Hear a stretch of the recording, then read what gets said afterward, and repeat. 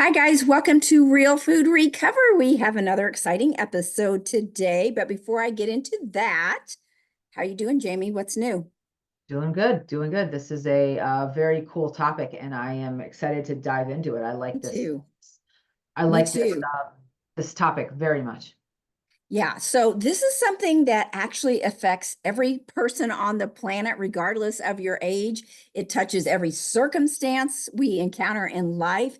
It's the powerful and transformative topic of the mind shift between I can't versus I can. I'm sure already people are going, oh, yeah, and shaking, nodding their head in agreement. But those simple phrases might seem insignificant at first glance, but they hold so much immense power and control over our life, specifically our potential. For example, this past summer, our 4-year-old grandson Jack would come over and go swimming in the pool. And at first, he refused to get off the steps and he kept saying, I can't, I'm scared. But I reassured him he could. And also, we make all of our kids wear life preservers so they were safe, and I knew he was safe, but he was still afraid to leave the safety of that steps, even though he really was head and shoulders above the water, but he still had this paralyzing fear. So what I did was I let him hang on to me. He was like, cling on to me, and we would just shuffle around the shallow end, and he just kept saying, don't let go of me, don't let go of me, I'm scared. And uh, eventually he mustered up enough courage to let his tippy toes touch, and he saw he could touch, and then he would do flat footed, and then he would like do these little cling on around the edge of the pool and shuffle around the perimeters and while the other kids were swimming. But after a few weeks he decided to just take kind of a leap of faith and let go, and he could see that he had said I can't before he even tried, which is so reflective of all of us. Sadly, I'm part of that group. I'm very guilty of my first reaction being I can't before I've even tried. So what are your thoughts about that? Yeah, I think that this is something that I definitely have struggled with in the past. I was brought up in a very fear-based environment, and that was sort of the family trait was really fear. And I don't think anyone really knew, right, that they had this mindset, but it was everywhere. And as I grew up, I really didn't realize how pervasive it was for me, and how I was unable to really stand up and say I can versus I can't, right? I can't was always my very first response to anyone about anything. Um, Mhm.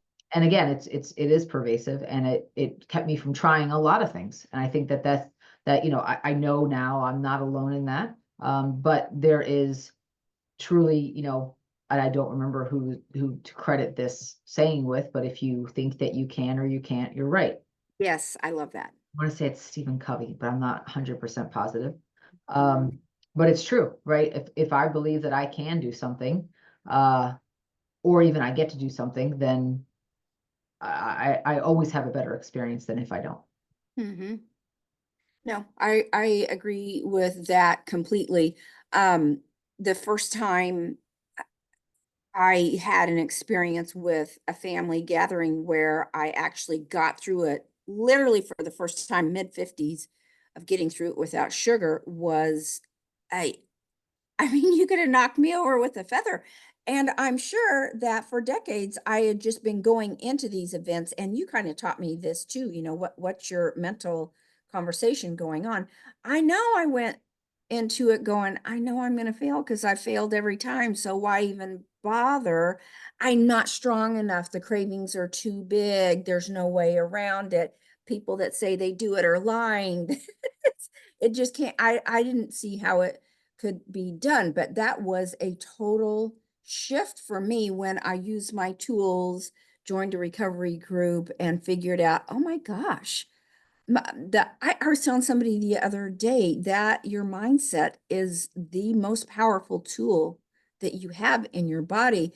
And, before when I was telling my brain I couldn't do this, my brain believed me. So the brain only knows what you tell it. Mhm. So while on the other hand, I can, is that phrase that embodies the possibility and hope and resilience. It's that growth mindset that I learned a lot from you about the growth mindset. It's just that belief that our abilities through dedication and hard work, I mean, it takes a little bit of practice Yeah. and learning from failure, we can switch that from our attitude from the can't to I can, and Yeah. just really open yourself up to all these opportunities that, while you're not successful immediately, but if you're persistent, that effort will lead you to reaching your goals. And it's so amazing what a simple mind shift can do. You literally, it changes your whole world. Mhm. And don't you think you really just go, okay, nope, I'm going to stop thinking like this and switch the other way? And you're like, oh, okay. Yeah, well, it's the only power we really have, right? We don't have the power of controlling anything, you know, outside of us. So the only thing that we can do is control our mindset, control our self-talk, which is why it's one of our branches of recovery, right? Because it really is so critical. And Mhm. it's also the idea that when we're feeling like we're defeated before we start, or that we don't have what we Yes. have, um, nobody from outside of us is going to change those facts about our situation. We're the only ones who can change them. And usually if we, it starts with mindset, right? We can't change things that are outside of ourselves. So it has to start with something that's inside of us, the self-talk, the outlook, the perspective shift. And that is a very, very powerful place to be. But so many people give away their power and they just feel like, well, everything outside of me is this way, so therefore I can't succeed. And they're missing all the power that they do have. And that is I think a very critical life lesson that everyone needs to learn. I love what you just said about we just give away our power Mhm. easily. I mean, it's not even a struggle. Okay, I can't. Mhm. So, oh, I love that point. That really, that one got me. So we're all victims of it. I just think it's a We are, natural we are. And reflection. I think, I don't know about you growing up, if you were an athlete, I certainly was not. But I think the athletes that I know, even, even kids, right? Even kids in high school, if they're athletes and they've been athletes for a few years, they've been taught this. They've been taught the power of self-talk and I can and Yeah. visualization, Yes. mindset. They've been taught this, or at least they've been introduced to it, even if they're not doing it Hmm. regularly, they've been introduced to it. And I think that that's very powerful. But the average child who is not an athlete has never Hmm. been introduced to Yeah. this. Another good point. I agree. So let's talk a little bit more about that difference between the growth mindset and the fixed mindset and discovering the roots of those limiting beliefs. Maybe that's Yes. better well said, just those limiting beliefs and how do we foster a mentality that propels us towards that growth and success? So, whether you're looking to achieve personal goals or advance in your career or just improve your overall well-being, again, it goes back to the power of I can versus I can't. It's just it's crucial Yeah. in order to change in that journey, especially when it comes to, we're here to talk about the effects of processed foods. That is, unless you can overcome that, I think it's pretty difficult to successfully recover. So let's go ahead and talk a little bit more about how I can transform your life. Jamie, you Yeah. got some thoughts on that? I mean, it is the one way to change your perspective. It's the one way to change the situation that you're in, the place that you're in. And I think that it's something that, again, when we tell ourselves that we can't, we are putting ourselves in a place of, stuckness, right? Where we really have no, again, we said, like I said earlier, we've given our power away. We have no, there's no cards left on the table for us to play. So again, it's that Mhm. whole idea of owning what we can control and owning um, what we can actually impact. That makes all the difference in how we grow and also in how we step step aside from these limiting beliefs and move away from or distance ourselves from these limiting beliefs that we have. These limiting beliefs can be, you know, false stories and false narratives that we truly believe. But when we realize, okay, what is in our power to control and what we can do for ourselves, that puts distance between where we were and where we were going. Yeah. No, I agree with that. And that all sounds great on paper, but the real question is, how do I do that? And don't you think that's where people get stuck of this? So far, everything we've said, people are going, yeah, yeah, yeah. Wait, how do I They literally actually just say do? something different. Like there is nothing, No tricks. there's no tricks. Hmm. No, I like that. And I'm glad you brought up that point. This is not hard. It really is. When they call it a mindset shift, you just literally change the dialogue. And we've talked before about, I can say I've got a stomach ache and I can say it 2 or 3 times and my stomach will really start hurting. Or I can Uh-huh. say, I feel great. I'm not Mhm. tired. And again, I think your mind believes that Totally, too. So totally. let's talk about a little bit more about changing a mindset that might have been in place for most of our lives. It even goes sometimes against our biology. So you've heard me say we're naturally wired to the negative as a form of protection. Sure. So sometimes that those safety mechanisms have been there just to make sure that we survive.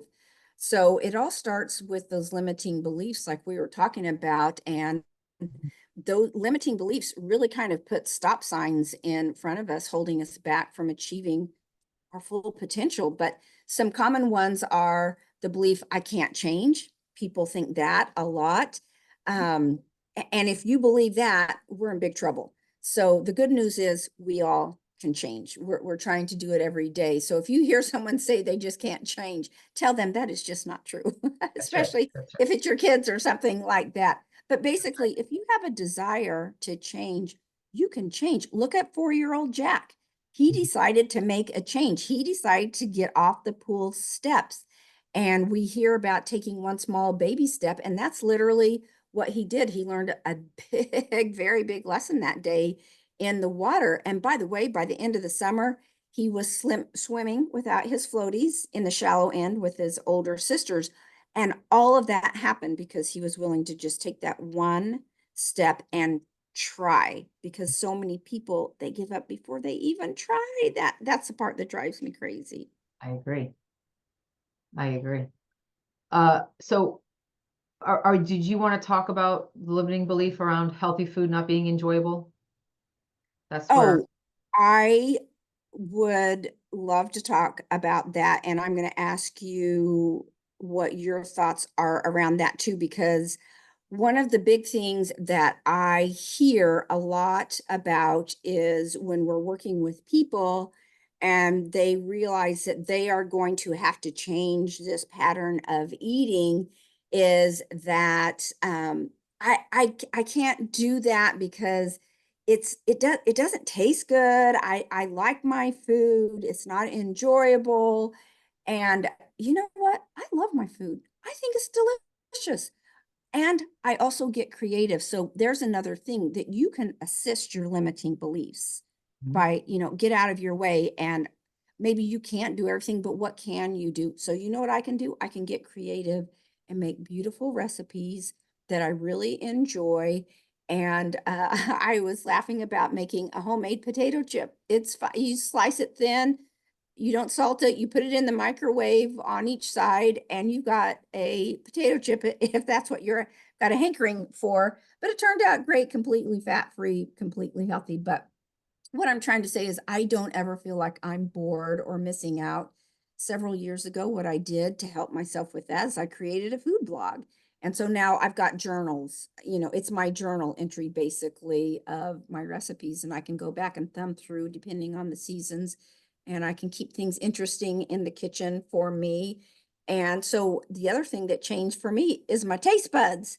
And I'm going to ask you in a minute if you feel like your taste buds have changed too, back to those normal factory settings once you get off sugar and the processed foods. But now I can taste these beautiful natural flavors, and everything is so much sweeter now that I'm off sugar. So I am really curious what you have to say about if you enjoy these natural foods, if you feel like your taste buds have changed, if you ever feel bored with your food, because all those are stumbling blocks that for me, when I've worked with people, I end up fighting. There's a little bit of resistance with that. So I am curious what your opinions are around that.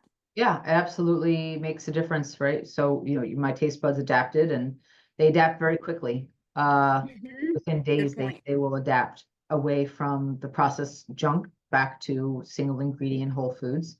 And now I notice that I'm able to, my food these days is pretty limited because of what I'm dealing with my health. It's But tricky. when I do choose to um incorporate, different green vegetables, I can taste the differences in the vegetables, whereas before I think I would have uh, not really known the nuances or tasted the nuances between them. And I Mhm. noticed that I have a very good um, discernment to the food that I eat. And also, I'm because my taste buds are adapted to the food that I eat. I notice that it's very easy for me to know when I'm full and know when I need more food because I'm tasting my food. Yeah, beautiful point. I like that a lot. I don't know if you've run into this when you've worked with people, but another one that I get from people is I don't have time to eat healthy. And so we hear people saying at the same time, I don't have time to exercise in the same breath. So uh, this belief can lead to poor planning and prioritization is kind of what I'm hearing when people say they don't have time to something that's significant. I'm thinking in the back of my mind, I'm wondering what their organizational skills are like, because in essence, if you say, I don't have time to do this, it's almost like it gives yourself this excuse that convenient foods become the automatic default choice due to perceived, I'm doing air quotes, time constraints. So Jamie and I, of all people, understand what it's like to be busy. We Yes. understand that. And we understand how increased stress levels from juggling a busy schedule can exacerbate an unhealthy eating lifestyle just as a quick way to cope. However, over time, neglecting these healthy eating patterns can lead to health problems, which is even more time consuming because if you don't have time to be well, you are certainly not going to have time to be sick. So we know that being ill is just a huge drain on time. And Jamie, you could talk about that a lot. It's time, money, mental health, all of that. So Huge I have drain. a small example of what I'm talking about. For many years, I put stretching on the back burner because I just didn't like doing it. It's boring and I just wanted to be done. And that was it after I was completed my workout. So guess what? I ended up paying for that with muscle constriction that took months of rehab to correct because as I got older, it finally caught up to me. And it always does, right? The piper always has to be paid. Oh So yeah. I have learned to take a few minutes, what will really take me 10 minutes to do at the end of workout pays countless dividends in Mhm. time of rehabbing something that gets out of whack. But you always pay for shortcuts when it comes to your health. Shortcuts always take the longest. So you want to talk about some of that, Jamie? Yeah, I agree. They always do take the longest, and that they might feel like the right decision in the short term, but they are not the right decision in the long term. Mhm. And I had a similar situation with my body where years of not truly rehabbing or stretching or cooling down after workouts caught up with me, and It does. I too spent months in a physical therapist's office on a table to try to get those corrected, and it was extremely painful and Mhm. cost money, and it just was not worth it.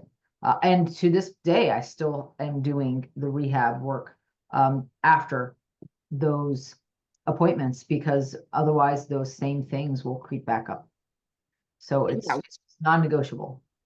Yeah, what's the saying? An ounce of prevention is worth a pound of cure.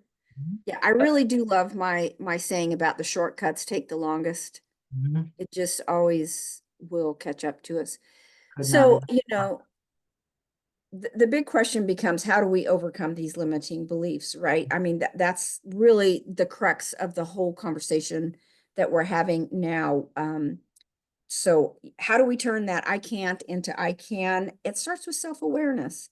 By recognizing and acknowledging that we have these limiting beliefs, it can help identify those negative thought patterns, because until we understand that we have them, I'm sure you've worked with people, I work with people, family members, but until they realize that they have them and they're pain, things are not going to change. So I Right. know for me, when I recognize this, I'm able to take a deeper look and question if that belief is really true or not. And I think recovery, being in the recovery world, has helped me so much on that self-evaluation, self-awareness. How am I doing? How am I looking at things with an open mindset or a closed mindset? Do I have a limiting beliefs around it? So oftentimes a simple mind shift, I can accomplish something that seemed hard at first. And the reality is, the main truth is I just hadn't thought it through. Mhm. But I just fall so easily back into that pattern. I can't, it's too hard, it's too big, too time consuming, but things really are never as hard as they seem once you get into it. It just doesn't ever seem to take as much time. And I'm a capable person. I can figure things out. It's just takes effort to keep going back and looking at it from different angles, maybe walking away, coming back. What do you think?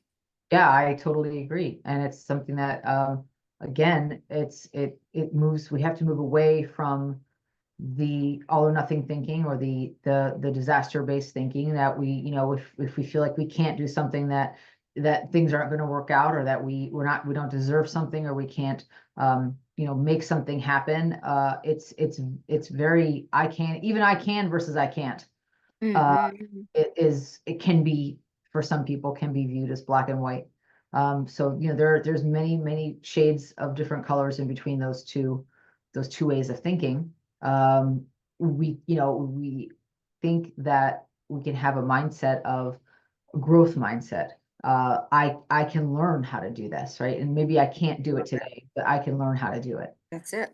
And that those are areas that people, need to sort of shift. Yes, we can use those empowering phrases like I can, but many times we can't get there from I can't.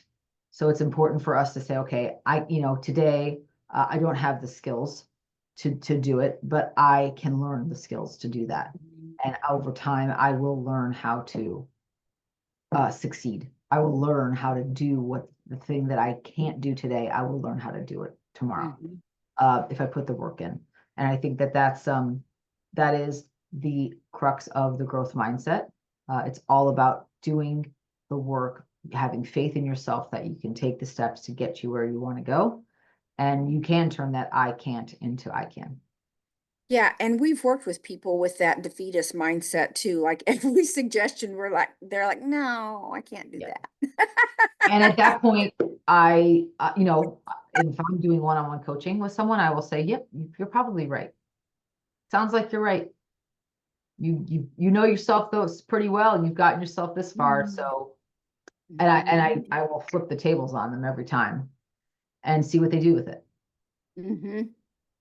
That's a real eye opener because nobody expects you to do that, right? To agree with them. They But still but want us to.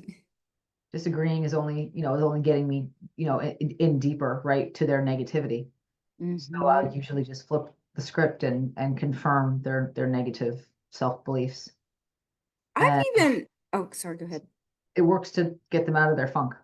Yeah, that good word. Yeah, that is what it is. It is a funk. It's a pattern. It's almost like an addiction in and of itself to go straight to that negative end. Maybe it's just that self-protection of fear of failure that we haven't really talked about that, but I think that is part of it as well. Definitely.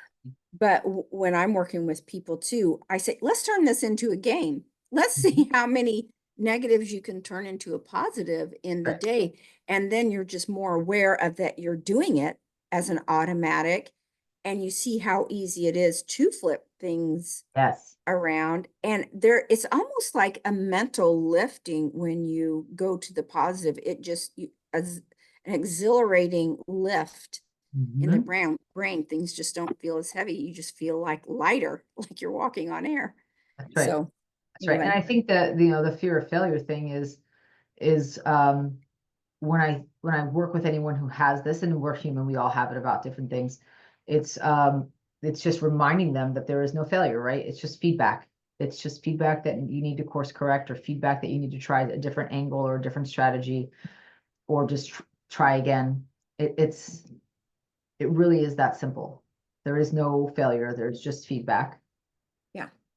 Yeah, that is something that goes heavily along with changing the I can't to I can, is anytime that things don't go your way, there's still a I can in there, is and a gratitude about, I learned so much from that experience, and this is how I'll do it next time. So maybe I can't do it that way again, but I can do it this way moving forward. It just got me closer to where I want to be.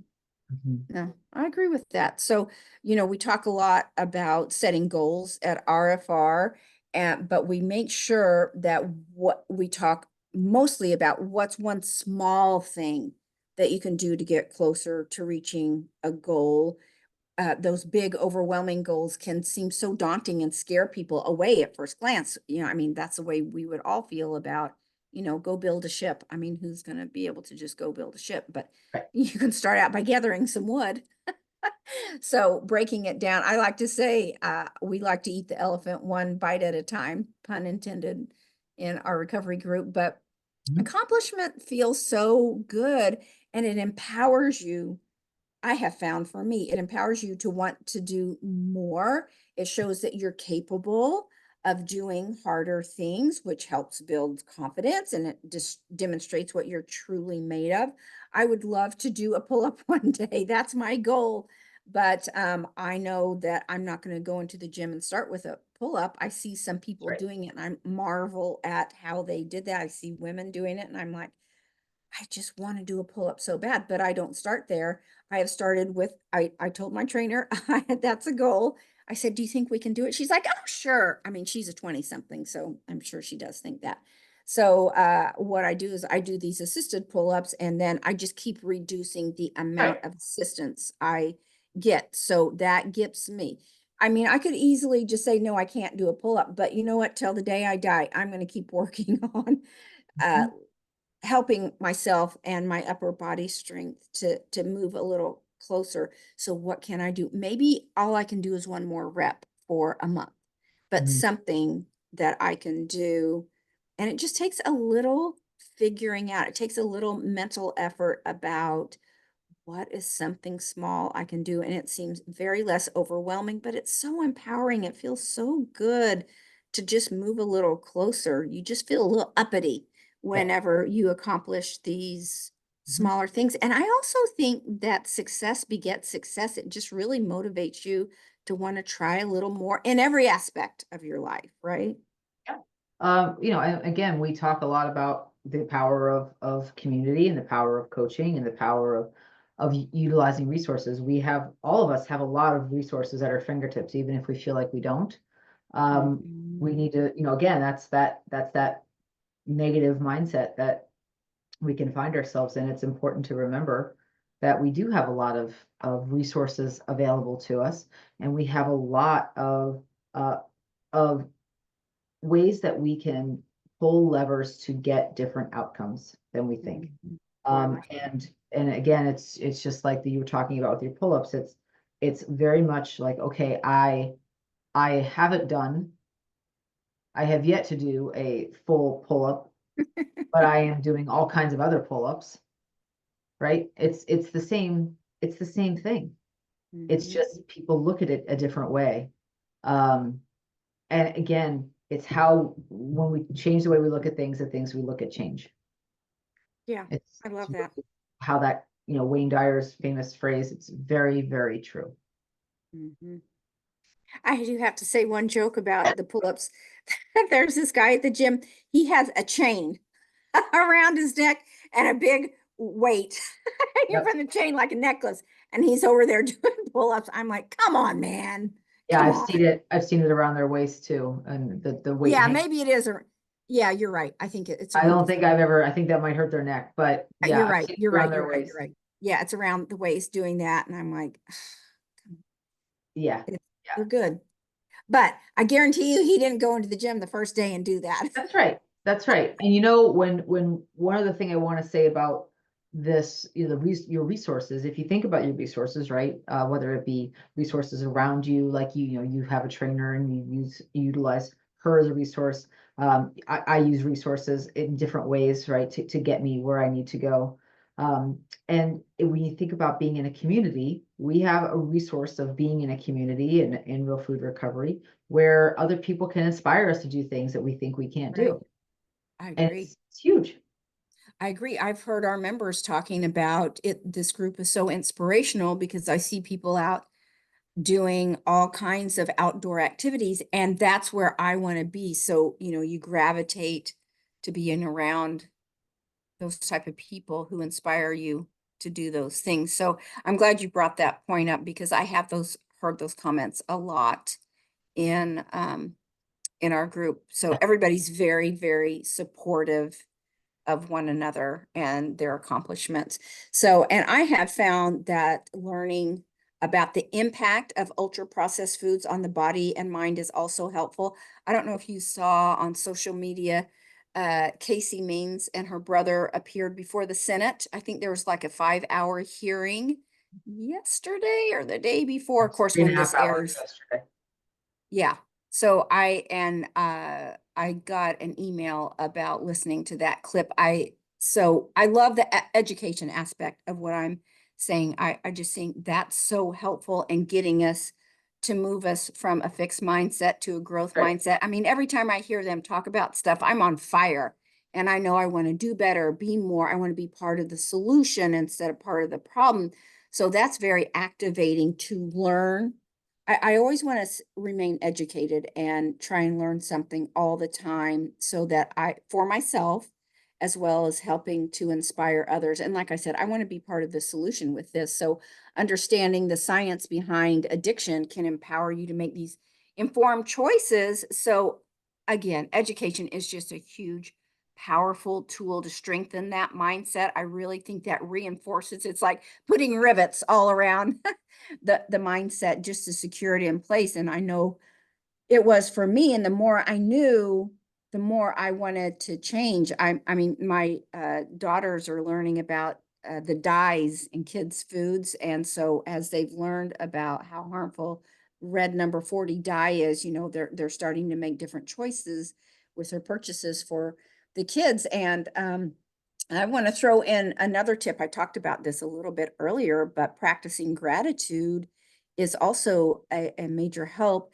It regularly reflecting on positive aspects of this journey can shift us to focus from challenges to focusing on, okay, what have I done? It forces you to think about how far you've come. And I think we forget to do that, to really recognize and give ourselves a little pat on the back of I'm showing up every day and I'm trying, which is, I think, tremendous. Just showing up is huge.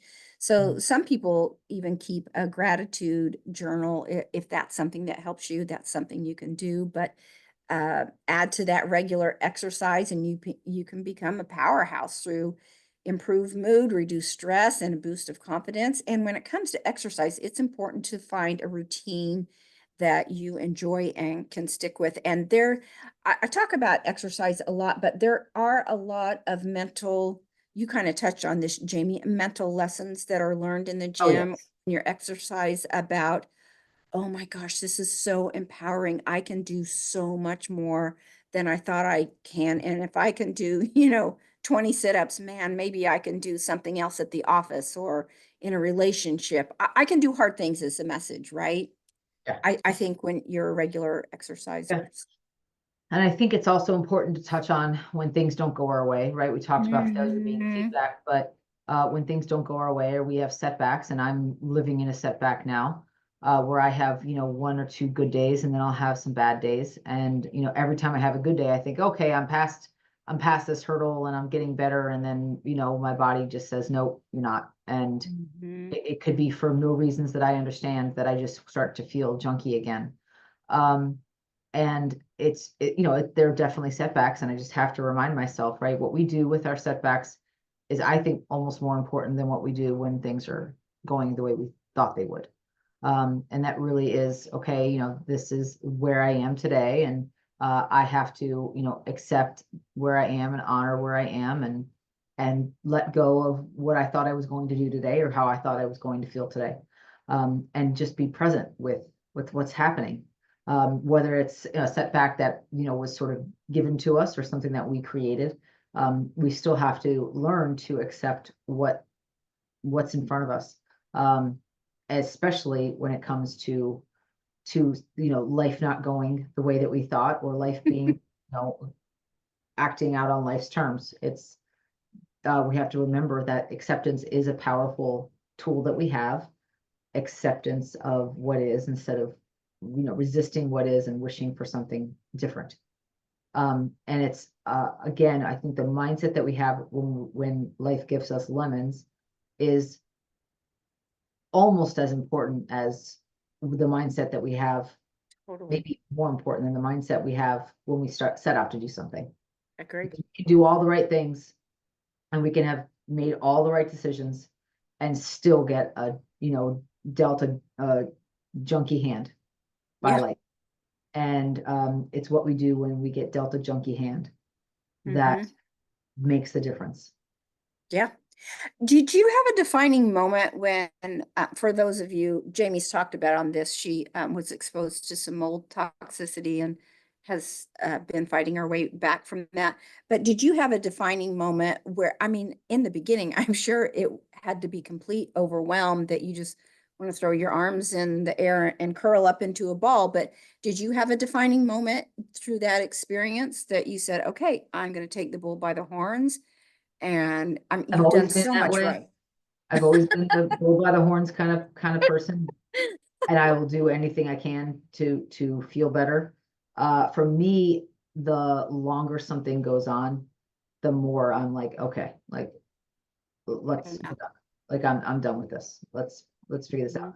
So that's harder mental gymnastics for me than just at the beginning, where I'm full of desire to fix something. Um, Now I'm at the point where I'm just tired of not feeling like myself, Mhm. and tired of having, again, things thrown at me that I didn't ask for, and it seems like my body does not want to um, work with me on, and it's for no reasons that I understand. But that's just the nature of the cards I've been dealt, and I have to learn to just be okay with where I am that day. Mhm. So acceptance is a Huge. lot. Yeah, yeah. That's It's not huge. easy. It's not easy for me. For me, Yeah. people, it might be easy, but it's not easy. No, I will tell you, you said the word mental gymnastics. I just got back from this hiking trip, and there was twice during that 4 week, it was supposed to be, I mean, 4 days. It was supposed to be 5 days, but it ended up getting cut short. But there was twice that I just wanted to sit down and cry, because I was mentally fatiguing, physically, everything was fine on me, but it was such slow going. It was so steep. It's like a mile an hour. I mentally wore myself out, and I just wanted it to be over. So you're right. The mental gymnastics. Well, it's like we talked about earlier. It's the strongest tool in the toolbox, right? What goes on between the ears. And when Yes, you mentally wear out, then things get in trouble. That's a danger area. 100%. Yeah, well said. So lastly, let's talk about celebrating your progress. So reward yourself when things go well, like, Jamie, you were talking about you have a couple good days and a couple bad days. I hope that you acknowledge, okay, those good days, that was great. I'm making progress. That's further than I was before. And when we do things in recovery, celebrate those milestones. Rewards can be simple, non-food related, like a new book or a relaxing activity. And as you reflect on your growth and periodically review this journey that you're on, you have the privilege of acknowledging how far you've come. So reflecting on progress can reinforce a positive outlook, because like what we were talking about is that mental muscle. If you stay in that place of reflecting positively, it just gives you so much encouragement to continue Yes. on. For me, I like to, when I have these big major events that I attend and I'm able to stay sugar free, I'm so proud of myself for that. It's not as hard as it was in the beginning, but still, I still give myself a little pat on the back, because you're exposed to so much and it feels good to come out successful. It's just a part of who I am now, and I'm not negotiating will I, won't I, that entire time that I'm surrounded. Sugar is my kryptonite. So anyway, yeah, I think that's important, to make sure you're taking time to celebrate your progress. I could not agree more. And I think that it's also important to just remember your why and stay committed. When Mhm. I think about, for me, now, when Yeah, I have those hard days that right. come out of nowhere, I have to remember, okay, my body has a lot of toxic buildup of different toxins, not just mold, different toxins that it's literally getting rid of. And I don't know what's in there. I don't know why it's doing what it's doing. And I just have to kind of allow it to have its process. So, I remember why I'm doing this, and I remember, what it was like to feel really good, and all the time, and just anticipate feeling really good all the time. And I know that I'll get back there one day. So I stay committed. And again, I something that I struggle with is just being patient. So I have to remind Sorry, I didn't myself. mean to laugh. True. And it's been 3 months, 3 solid months. Yeah, it's been 3 solid months of this healing, and Mhm, yes, I have gotten better in 3 months. But mhm, I'm not where I want to be. And I mhm. have to remember that this could be a multi-year healing process. And from all indications, it probably will be. So I have to, be patient with the process and look at what I have done in the last 3 months. Does that help? Does that help you to pivot 180 degrees and look backwards and see how far you've Yes. come? Yes. Yes, but of course, then I'm very quick to remind myself, well, but I'm not as far as I want to be, and here's why, so I have to remind myself to, stay present, be patient, be grateful, Mhm. all the things we just talked about. Yeah. Well, and I love what you said too about you're working with the healing process instead of fighting it. So, because you said on the bad days, I just acknowledge it and I do what I can. And I Yep, think that's the way with recovery too. If, and that's we've right. talked about this before, if you're just fighting, fighting only leads to resistance. That's right. So acknowledge where you are that day. Maybe you've had a sidestep. Okay, that happened. Now what are we going to do moving forward, and focus on the positive, and just we're human. So That's we're right. going to have some off days. That's right. That's right. All right, let's jump into listener questions. Yep. So, first question, I really do think I can control my food and I have a positive attitude, but then a craving comes on and I buckle and find myself in the pantry. Any tips for that situation? Um, so I learned a lot about, for me, I've learned a lot about cravings, and the biggest thing that when I have clients that have cravings, and it's something we have from time to time. If it's something that really takes them down on a regular basis, then I think we need to look at the food, and make sure that you're eating enough, that you're eating in a timely Mhm. manner, that you're not waiting too long to eat, you're not going too far between meals, and that you've got the right balance of macro and micronutrients in your food.